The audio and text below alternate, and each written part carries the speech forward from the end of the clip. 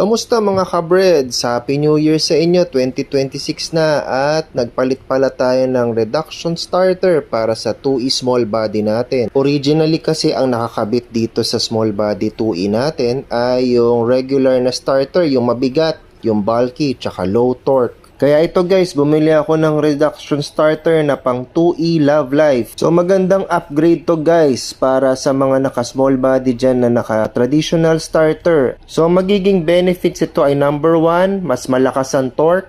Meaning mas mabilis na makakrank ang makina. Number 2, mas compact at mas maliit compared dun sa traditional starter. Number 3, mas efficient siya, meaning less yung consumption niya sa baterya natin. Kaya sa mga naka-small body dyan guys na naka-regular starter pa rin, magandang upgrade to para sa inyong small body. Ipoprove ko sa inyo guys na mas magaan itong reduction starter compared dun sa traditional starter. Guys, yung tinanggal ko to kay Breds, alos ang bigat, parang isang dumbbell. So patansya ko dito mga halos 10 pounds to or more than, sa sobrang bigat niya guys.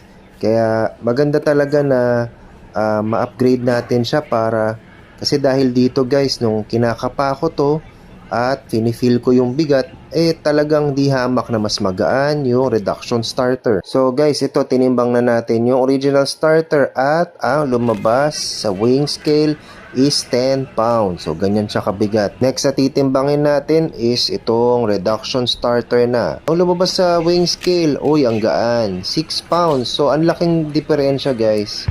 And then dito sa next video, papakita ko sa inyo yung startup niya, yung difference ng regular starter versus yung reduction starter.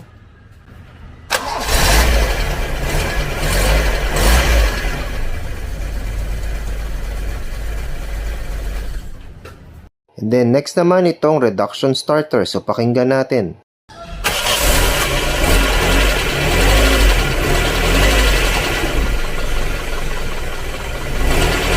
So at least narinig nyo na guys yung difference ng tunog ng dalawa. So nasa inyo na talaga yan kung gusto nyo mag-upgrade o hindi. Pero kung pasiraan na yung original starter nyo, magpalit na kayo ng reduction starter.